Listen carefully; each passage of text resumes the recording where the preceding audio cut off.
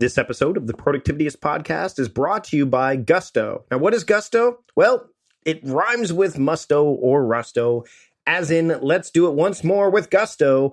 And Gusto is easy online payroll benefits and HR built for modern small businesses. You get 3 months for free when you run your first payroll. I'll talk more about the features of Gusto during this episode, but for now, let's get on with the show.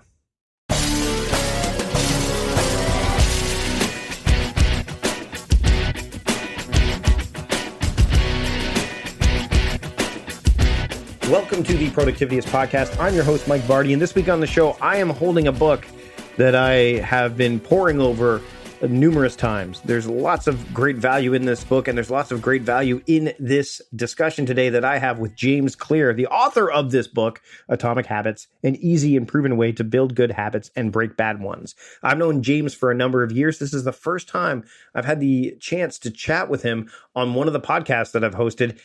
And this one is the one we get him on, which is great. You're going to learn about why the term atomic habits came to be, what it takes to build atomic habits, maybe when you need to build atomic habits, and so much more. Let's just get into this conversation because this is a good one. Sit back, relax, grab a good cup of coffee or tea because you're going to need it. There's going to be lots of notes to take in here, valuable insights to be shared by my guest, James Clear, here on the Productivityist podcast. I'd like to welcome James Clear to the Productivityist podcast. Thanks for joining me, James. Yeah, absolutely. Thanks for having me on. So you are the author of Atomic Habits, an easy and proven way to build good habits and break bad ones. And this book, like we were just talking about before we started, it is a deep read. And for me, like I'm going through, it's not something that you can sit and read in one fell swoop. It's almost like you have to read it at an atomic pace to a certain extent. This has been the kind of a long journey for you to get to this book. And can you kind of touch on why, because there are other habit books out there. I mean, Charles Duhigg's got The Power of Habit. I mean, habits they're kind of like they're trendy right now, habits, rituals, all that stuff, especially when you're talking about things like living with intention. What was the impetus behind you saying, I've got all this work online. I want to write a book about it. I want to dig deep into it. Like, what was the cause and what was the journey like for you as you put this thing together?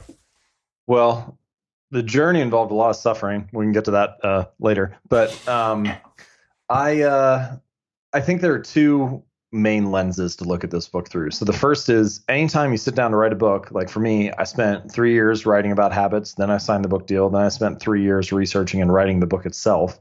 So it was a big commitment. And so if I'm going to spend that much time on something, if I'm going to be spending my career, my life on something, I want the topic to be important enough that it feels like it's worth the effort. And there are not many topics in life that I feel like pass that threshold, but habits are one of them. And partially that's because we all have habits. We're all building them anyway. And so the question is like, well, if you're going to be doing this every day, is there a way to design it in your favor rather than to just kind of have them happen to you? And the more that I studied them and thought about them and started experimenting with things on my own site and writing and in my own life, the more I felt like, yeah, it is possible to design these with a little bit more intention and clarity. And then the second thing is, you're right. There are a lot of habit books that have been written and quite a few good ones that are out there. But if you look at a lot of the 3-star reviews for those books or some of the common critiques for them, they'll say things like, really well written, great storytelling, or very interesting science, but I'm still left wondering, how do I apply this? Or, like I wish there were better action steps or something like that. And so I wrote Atomic Habits to be the definitive book on how to build a good habit and break a bad one. It covers a lot of science. It talks about how they work and, how habits are formed in the brain and why they're important. But the biggest thing that it is meant to be is a practical manual for applying that in your actual life and for making changes actually happen. So my hope is that if you want to understand what a habit is and how it works, the book will give you that backbone. But really, it's written for people who are ready to build a good habit or break a bad one. If you want to make a change, I feel like this is the actionable guide for doing that. I was going to say there's a lot of this is very actionable because there's a lot of theory and but not a lot of, hey, here's what you do. One of the things that I've found with habits is that people tend to take on too many of them at once, especially if you're talking about like when they start the new year or whatever. They first off, they don't break it down into the atomic level. And I want to talk about the term atomic, in a little bit here. But why do you think people, when they are looking to take on habits, they tend to look at them from they sit down, when they take the time to sit down and go, okay, what are some habits that I want to adopt? They try to do too much all at once. And how can you help people break that pattern? How does this book help people break that pattern? Because that's something I see a lot. Yeah, it's a good question. I think there's probably some kind of natural momentum when you're brainstorming like that. You like get one thing done, you're like, oh yeah, that'd be great. And then you start, just like bleeds into the next thing. And there's this is something that's true for habits and behaviors in general, which is when you think about the outcomes you want in life, or when you think about the habits you want to build, you're not really envisioning those for your current self. You're envisioning them for your future self. And we all want better lives for our future selves. We all want to worry less about money and to be in better shape and to have better relationships and to be happy. When you think about your future self, it's very easy to get that generated. And so I think it's any goal setting exercise naturally tends to spiral into 5 or 10 or 15 things that you want to change and not just one simple thing. And I think the antidote to that, Atomic Habits covers many things related to this and like how to break things down. But I think if I was going to recommend one place to start, I really like what I call the 2-minute rule. And the basic idea is you take whatever habit you're trying to build and you scale it down until it takes 2 minutes or less to do. So whatever your ambitious plan is, maybe it's like read 30 books a year and that becomes read 1 page, or maybe it's do yoga 4 days a week and that becomes take out my yoga mat. And the core idea is that you're just trying to scale it down so that it's something that's so simple to do that it's not intimidating, and so quick and easy to do that you could actually automate it. Because there is a little bit of a distinction here between what I guess we could call like a habit and a routine. Right. Like a lot of the time we use the phrase habit to mean something else. Like the technical definition of a habit is a behavior that is repeated enough times to be more or less automatic. But you might say something like, I want to get in the habit of, writing every day, or I want to get in the habit of going to the gym. And I know what you mean when you say that, but like you're never going to go unconscious and just be on autopilot when you're writing for an hour, right? Like writing is a very effortful thing, or you're not going to just go to the gym for 45 minutes and totally forget what you're doing.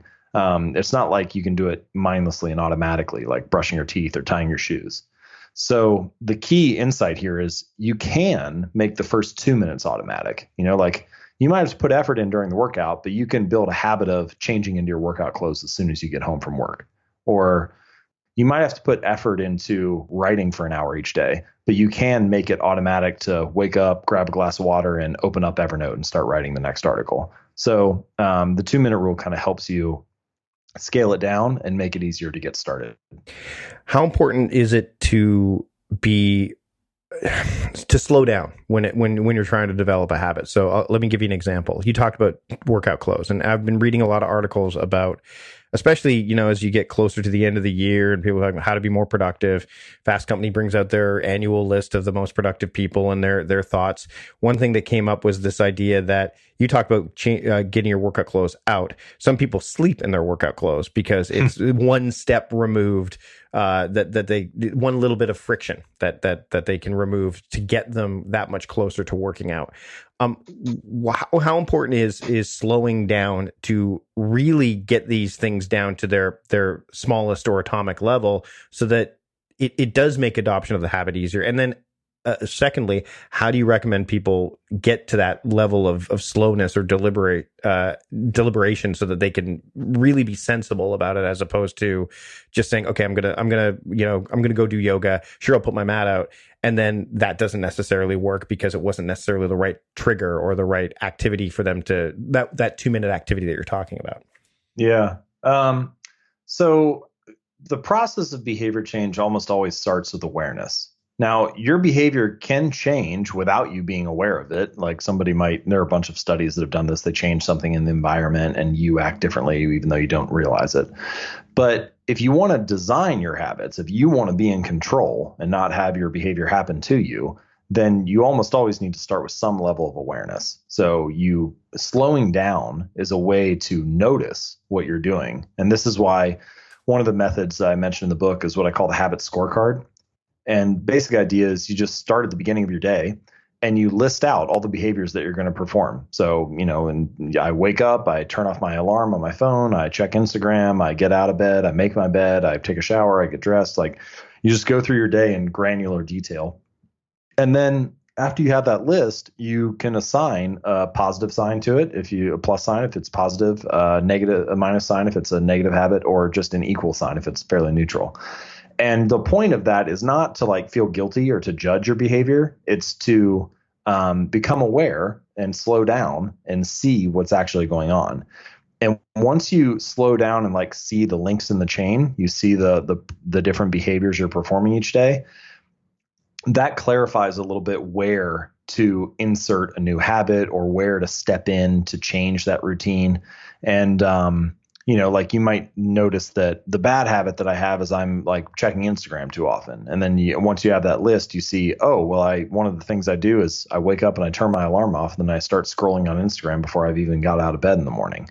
And once you realize that, once you're aware of it, once you've slowed down enough to see it, then you could take your phone and say, all right, I'm going to buy an actual alarm clock on Amazon for $10, and I'm going to put my phone and charge it in another room each day.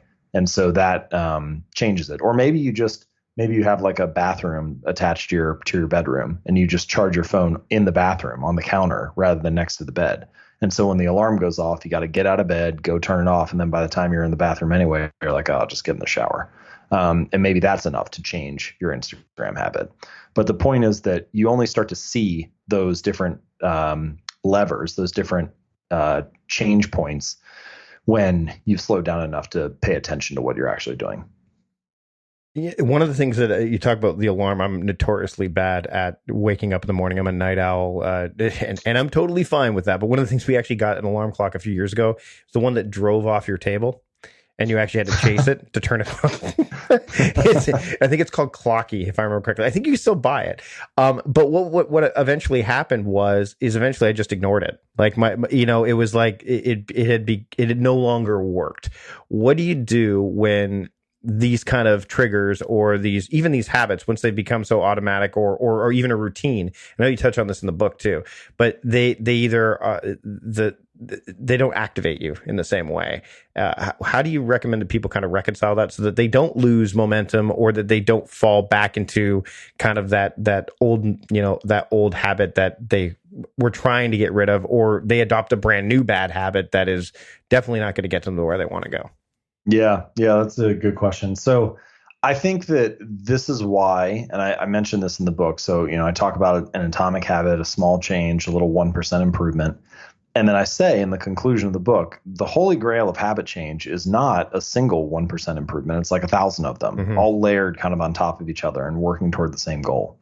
And I think that what you're referencing here is a good example of why it's important to have multiple things working for you. So let's take like a real world scenario. So let's say that you're trying to build the habit of like a good power down routine and getting in bed at, say 10 p.m. each night so you can wake up early.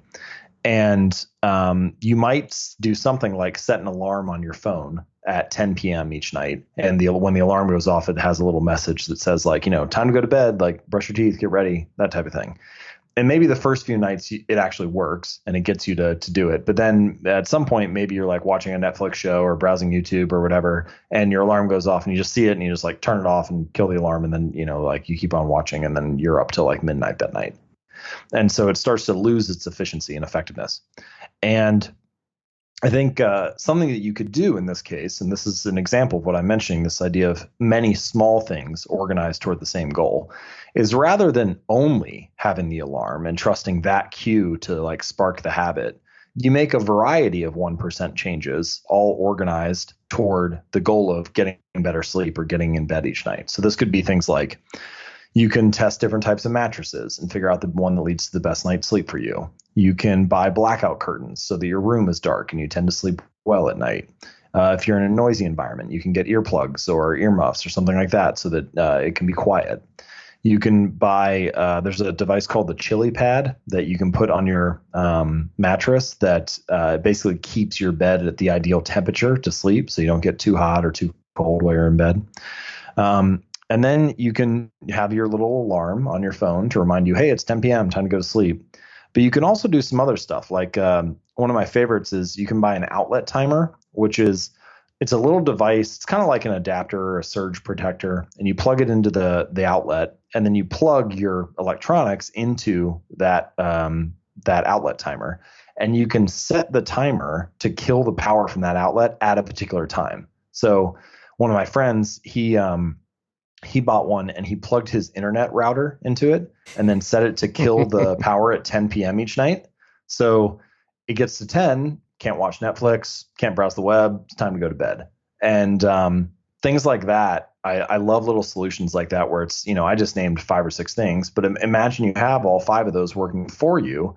Suddenly the habit of getting in bed at 10 and getting a good night's sleep becomes easier because you're not relying on one thing. You have a variety of them. Yeah, I mean, I've put this in place to make sure, because as a night owl, I will stay up past 1:30 if I'm in a modality that, but I've got screen time set up on my iPad. So at 1, I get a warning. I'm like, okay, but then part of my brain goes, well, yeah, but I still want to do this. So how do I find another way? And there's over time, I've had to set up about 4 or 5 different blockades. It's kind of like the rat in a maze thing, right? Well, I'm going to go this way. Oh no, I can't go this way. Oh, I can't go. And then eventually, like, okay, well, I guess I'm going to go to the place that the wise Mike who set it up, 3, 4, 8 months ago said, no, we set 1:30 as your bedtime because you need to get up at 8:30 because your kids have to go off to school. And, your wife needs you to do that. So I think that's a really good point is multiple triggers, multiple avenues, because that just provide, I guess, enough friction, right? Like just enough to make it either terribly inconvenient or just an aggravant to aggravate you enough to go, okay, you know what? That's right. I should go to bed now. Right. Yeah, I think that's right. I want to talk about timing and this idea that, because not all bad habits are necessarily bad habits. I would say they just aren't necessarily accomplished at the right time, or either when you're at your best or based on your schedule or whatever that's been, that's either dictated to you or that you've put in place. Checking email, Instagram would be a good example of that. How do you determine, how do you set that up so that, the bad habit that is done, that isn't a bad habit on its face, but is placed in a poor time? How do you kind of reconcile that? Because I think that's an issue that a lot of people come across, because they have to check email, they have to do this, but they're not placing it at the best or more optimal time of day or day of week or whatever to work on it. Oh man, yeah. Questions like this is a good question because it's a really hard situation when you have what I guess you would call, you're not looking to eliminate a behavior, you're looking to curtail it or like keep it in its place. And doing something a lot is hard, but you could like organize your day around it and you can get that done. Doing something not at all is sometimes challenging, but it's easier. Both of those I think are easier than doing something just the right amount of time. And so there are some solutions. So sometimes it's software related, like you could use a tool like Freedom or something like that, which I'm sure you're familiar with, to like create a time block. And so basically like here, I'll give you some personal examples for me. So one example is there's a moment each morning that kind of determines how the rest of my morning is going to go, where I sit down at my desk and either I open up Evernote and I start working on the next article, or I go to ESPN and I check the latest sports news. And what happens in the next hour is really determined by what happens in like the first 45 seconds that I sit down at the screen. Like if I can manage to curtail that, it's not that checking ESPN is totally bad. I like following sports, but it's just not the right time for it. And so having something like Freedom to block ESPN from say like 9 to 5, and then let me browse it in the evening when it is the right time, that's way more helpful for me than like just trying to rely on myself to like, oh, just don't check it now, which is challenging. And then you've got other, software solutions like Facebook Newsfeed Eradicator, which allows you to log in and use Facebook, but it blocks the entire news feed. So you don't see all these articles that you'll click on and lose 20 minutes at a time or something like that. Or distraction-free YouTube, which is a Chrome extension you can install that allows you to watch a YouTube video, but blocks all of the recommended videos in the sidebar, so that you are less likely to fall into this YouTube spiral and so on. And then Occasionally, it requires even more than that. So, like, I realized as I was working on Atomic Habits, I got about a year in, and I was like, okay, I'm going to need more time here. Like, something's going to have to change if I'm going to get this thing done. And so I realized I was spending too much time on social media. And I had my assistant every Monday. She would log me out of Facebook, Instagram, and Twitter and reset all the passwords. And then I would work all week. And then on Friday, she would give me the passwords. And I could log in and check it over the weekend. And then on Monday, we would do it all over again. And that's like a very forced way of like keeping yourself in this middle ground where you get it only some of the time, but not all the time. But that was what I needed to do for that particular season to get through that. And so solutions like that can help. But that idea of like, okay, I want to do something, but just not that much, it can be challenging. Another one is alcohol consumption.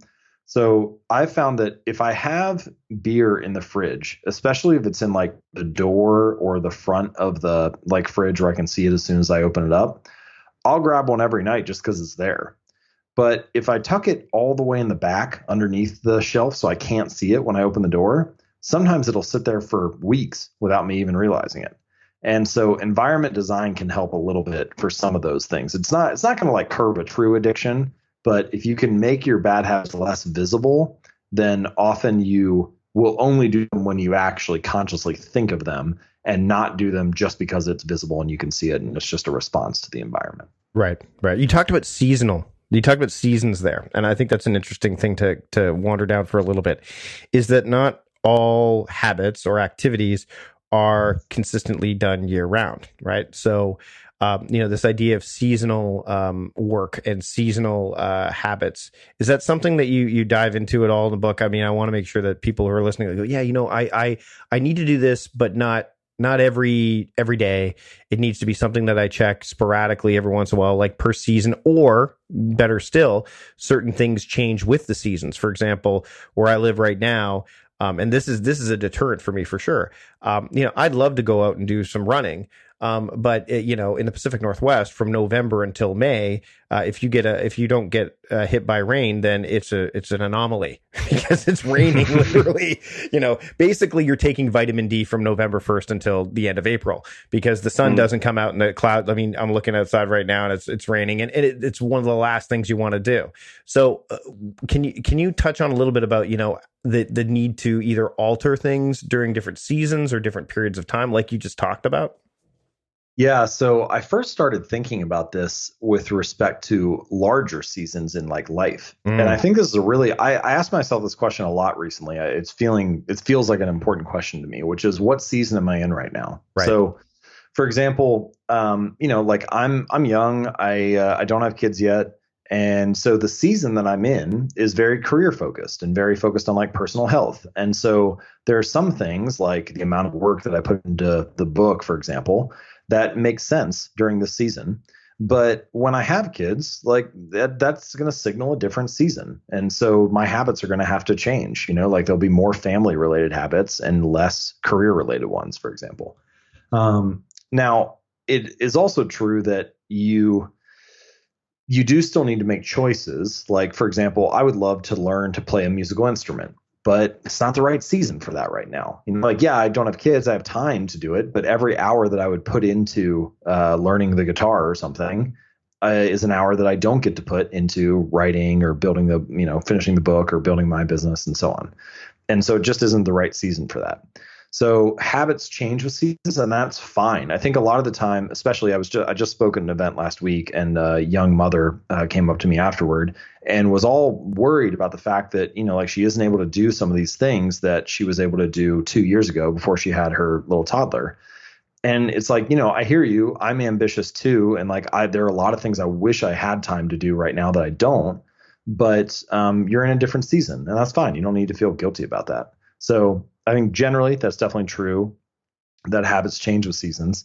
And then more specifically to your question was like, well, what about the actual seasons? What about like during a year? Like there are some things that you don't have to do all the time or don't feel attractive all the time.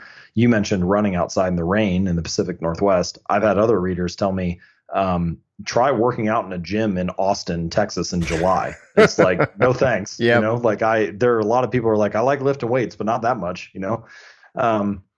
And so you are contingent on your environment a little bit there.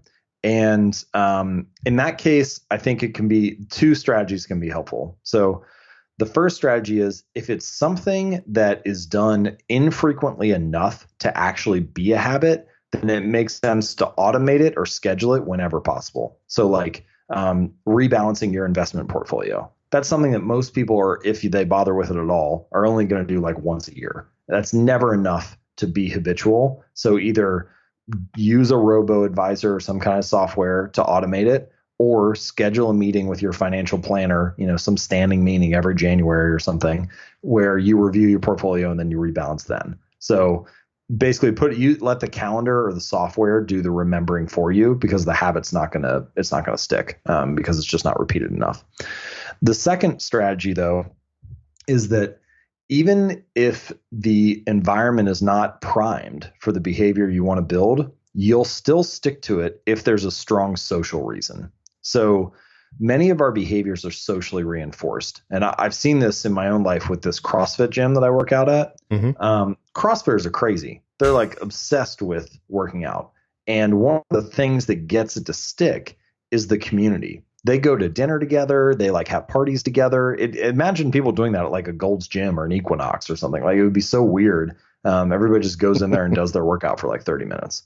But because the community is so strong, people will drive. There was a couple of years ago, there was like a bad snowstorm. Someone got in a wreck on the highway, like trying to go to the gym. Like a lot of people were like, it's raining outside, I'm not going to go to the gym. But because the social reinforcement is so strong, they'll still overcome the obstacles in their environment. And so the key insight there is you want to join a tribe, join a group where your desired behavior, whether that's working out or writing or whatever, is the normal behavior. Because if it's normal in that group, then it's going to seem attractive to you to do it, even if it's not convenient. Like if you hang out with a bunch of jazz musicians who play music 5 nights a week, well, there are going to be some nights where you don't feel like playing music, but it's like, well, all my friends are doing it too, so I'll show up and go to practice. And so social reinforcement can be a big factor as well.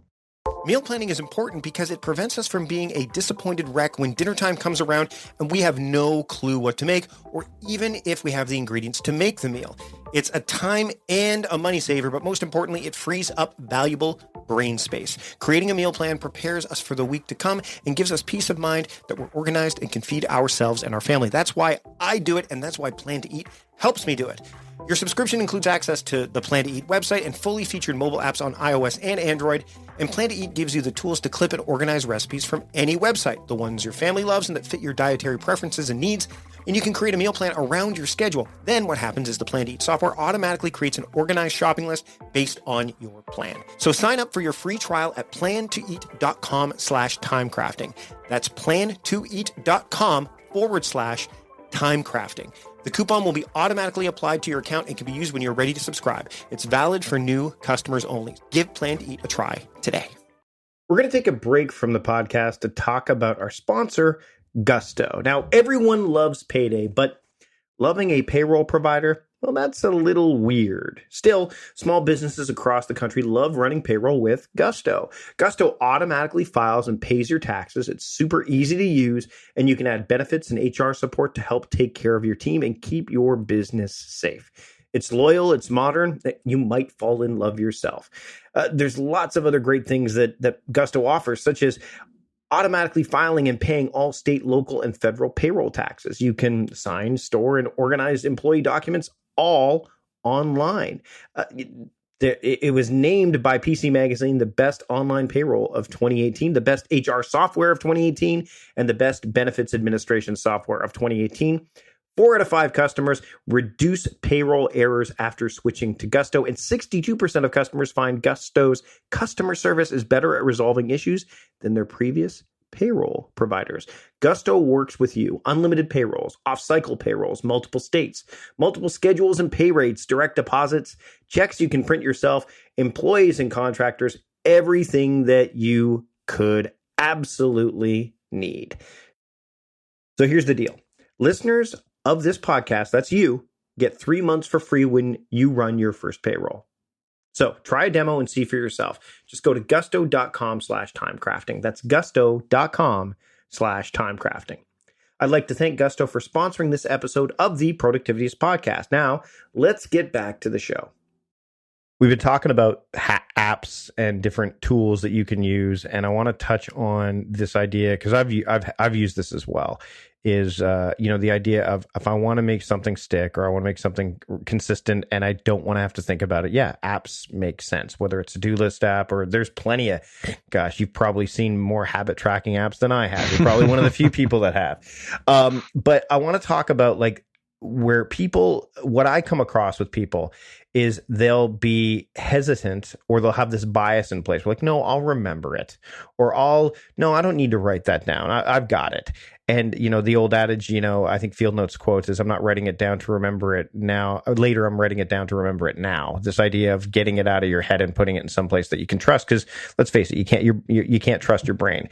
How, we'll talk about a tool and specifically that you and the folks at Bear and Fig have developed, but how do you get people past that barrier? Number one, actually, do you encourage that kind of capture? And number two, if you do, how do you kind of encourage people to break through that bias of, no, I got this. Don't worry. I'll remember it. Despite how fast life is, I've got this. Well, so I do encourage that, I guess, and in the sense, especially that I do that myself. So I feel like that's probably the best testament to it. One caveat is I think it's really important to have one central holding ground for stuff. So like whenever I have an idea, everything goes into the same column in Trello. So like it doesn't matter what it's related to. Maybe it's a to-do task. Maybe it's an idea for an article. Maybe it's an email I need to follow up on. Maybe it's just a note to myself. But it all goes into the same column and then it gets sorted. And so I think that's important in the moment because I don't want to have to be thinking about where do I file this. I just want to be able to catalog the idea. Yeah, it's not about sorting and organizing. It's just about getting it out of there. Yes, it's just about getting it out of my head and getting it down. Yeah. So I think that has helped me a lot, having one place to put stuff, and then I can sort afterward. So that's the first piece. For people who resist that, I mean, I guess you could just ask yourself the question, like, how well is that working? Because if it's working well and you're happy with the results, then I guess there's no reason to change. But if the story of telling yourself, I just need to try harder, I'll remember it this time it's different. If that's not working, then clearly you need to change something in your system. And I think that if you look particularly at habits, for whatever reason, the standard narrative is, oh, if I just had more willpower, I'd be able to do that. Or if I just tried harder, maybe if I really wanted it, then I would stick with it. And we act like it's an effort issue and not a design issue. And I think it's often a design issue, whether that's the design of the environment, the structure of the social norms and the group of people that you're around, the design of the habit itself, like what you're asking yourself to do and when you're asking yourself to do it. And all of those are like very different decisions than you just need to try harder or you need to have more willpower and motivation. And so I think that if this time it's different or this time I'll remember isn't working out, then it's time to start looking at some of those other strategies. Well, and I think the other thing that you mentioned earlier, it's right in the title of the book, Atomic, like people are writing down like work on book, right? So the effort shows up because like, well, that's going to take too long or that's too big. And I remember actually having a conversation with people when the book was coming out, and we're like, Atomic Habits.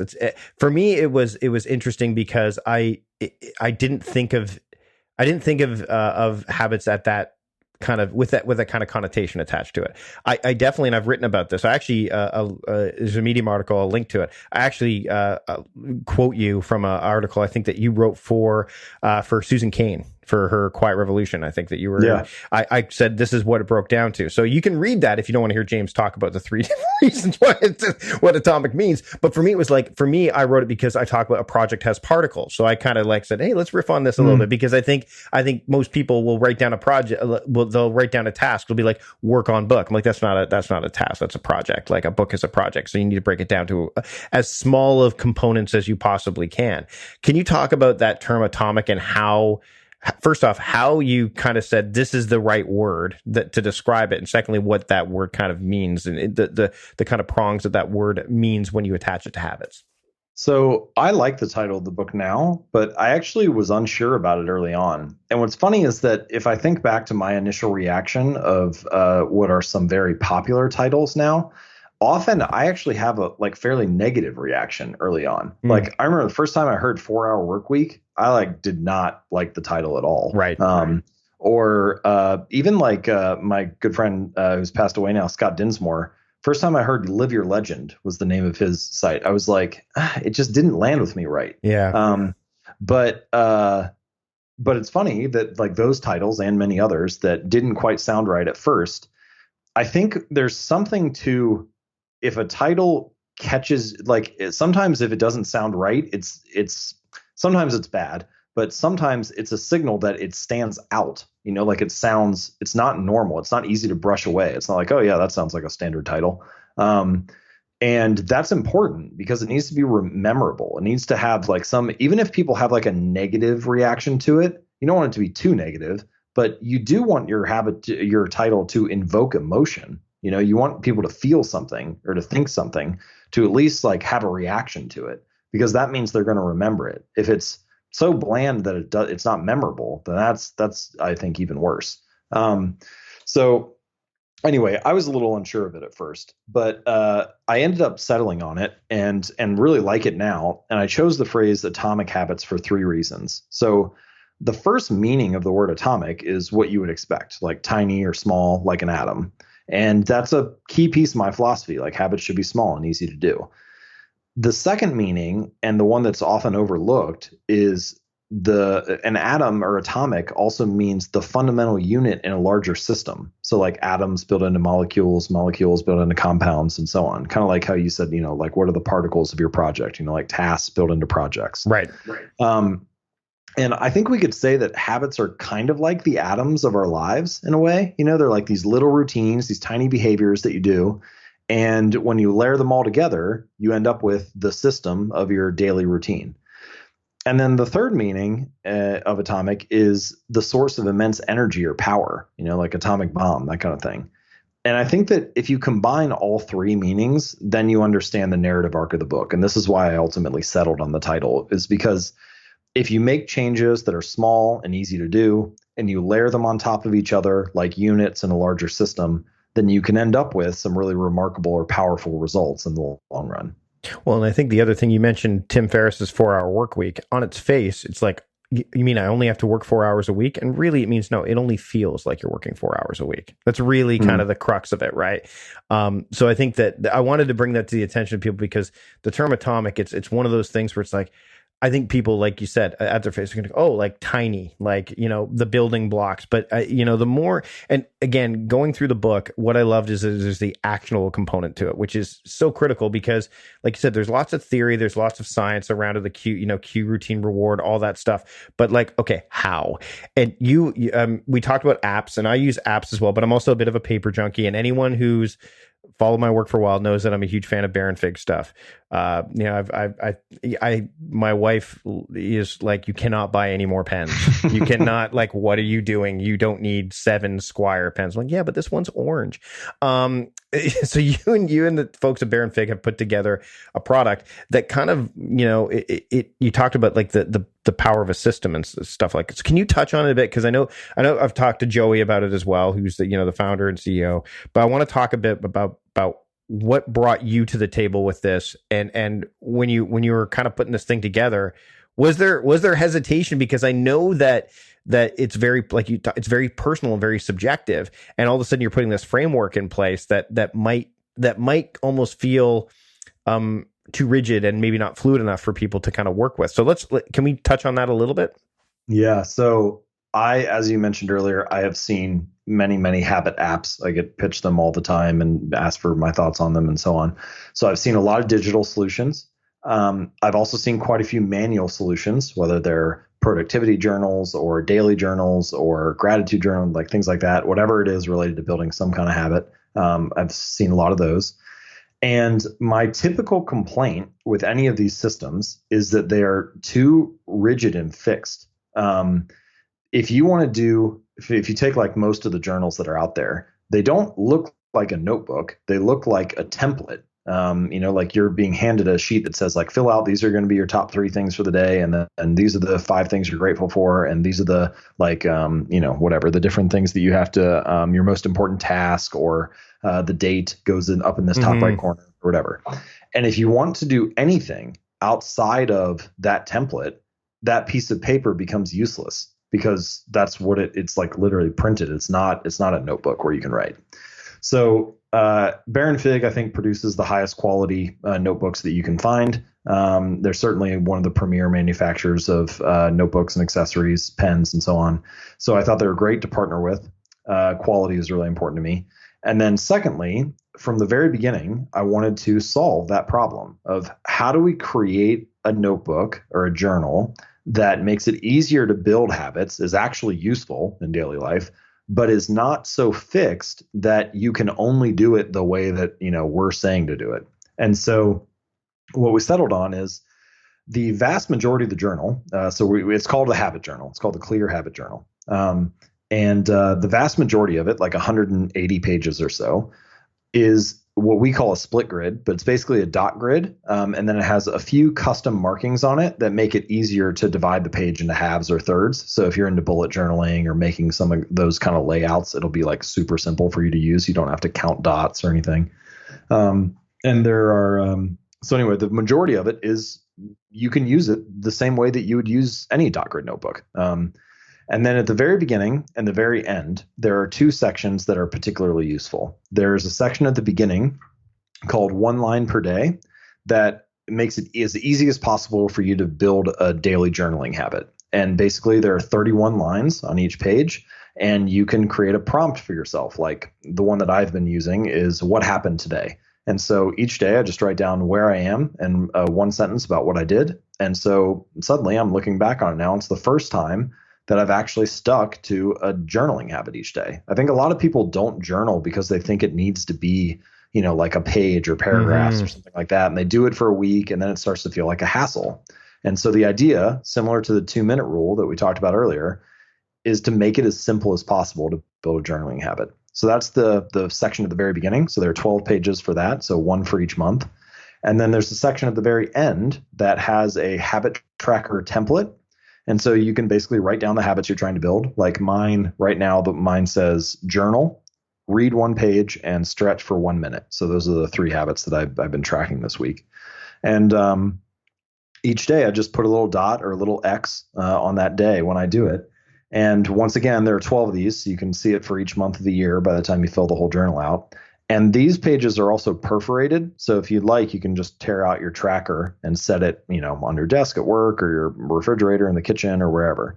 And so basically what we've done is create like a dot grid journal that's on steroids, a dot grid journal specifically designed to make it as easy as possible to build good habits and break bad ones. And there are a bunch of little, adjustments on here that I think are improvements to the traditional Baron Fig notebooks. Like there are page numbers on every page. There are 2 bookmarks rather than 1. There's a piece of an elastic band, so it'll keep the notebook shut. A little folio pocket in the back, so you can put a ruler or something in there. I'm really proud of it. I think it's going to be a great product, and I'm super excited to share it with everybody. I'll be sure to put a link in the show notes for people to pick one up. I've got one as we're recording this. They're still not out yet, but you've got yours now. You said you've got the actual working model, and you've been using it. The journaling thing is really, really key, because I think like you said, a lot of people feel that, oh, what's the template, or I don't have time for it. But like you said, it's very atomic for lack of or because of that term. I think it makes sense. Right. I mean, the journal's designed around the principles that are in Atomic Habits, right? It's like it's using some of those ideas to make habits easier and more satisfying and more likely to stick. Well, James, you and I could talk for a lot longer about this. There's so much in this book. Atomic Habits, you got to pick up the book. I'll have a link to it in the show notes. You can pick it up at Amazon and where all other books are sold. You can also get it as part of the pack with Baron Fig, so you can get the book and so you get everything in one fell swoop, which is also a great way to go about it. James, where can people keep up with your work? Because you're not done. You're still writing. You're still doing. That's where you kind of started. And you're still going strong. Yeah, so if you'd like to check out more of my stuff, you can just go to jamesclear.com. If you click on articles, I have them organized by topic, and so you can just kind of poke around and see what interests you. And then if you'd like to see Atomic Habits or the Habit Journal, you can just click on books or go to atomichabits.com. Perfect. James, thanks for joining me today on the Productivityist podcast. Thank you. Whew, that was great. We could have continued on, and I can't wait to chat with James again, especially after I get a chance to dive into the product that both he and Baron Fig have put together, which, by the way, if you're listening to this in succession, next week's episode features a discussion with the founder of Baron Fig, co-founder of Baron Fig, Joey Cofone. He's on next week. So this is like a back-to-back episode of habit tracking and intentionality goodness. And I'm really excited to bring it to you. You can hear it in my voice. You can hear it. You know what I'm also excited about? I'm excited to thank my producer, John Polster, for joining me in putting this show together. He's the one that does all the magic behind the scenes. So I want to thank him. I want to thank James for joining me too. All of the stuff that we talked about are in the show notes. Every last little bit, you got to pick up this book, Atomic Habits, an easy and proven way to build good habits and break bad ones. This is like the culmination of a lot of hard work, effort, and just deep thoughts that James has had over the years. So go ahead, pick up that book, pick up the Clear Habit Journal that they've put together with Baron Fig. Pick up the combo pack, which is what I've done. And when you get a chance, pick a time to subscribe to the show. Now might be a good time. Just hit the subscribe button in Apple Podcasts or wherever you're listening to podcasts. And you can pick another time to rate and review this episode if you liked it, or the show in general, because it helps John and I make the show better. Each and every week we go through these. And, there's lots of value in the types of feedback that we get from our listeners. So I want to thank Gusto for sponsoring this episode as well. Listeners will get 3 months for free when they run their first payroll. That's you. Just go to gusto.com/timecrafting. You can try a demo and see for yourself. Again, gusto.com/timecrafting. That's it for this episode. I'm Mike Barty, the host of the Productivityist podcast, reminding you to stop guessing and start going. See you later.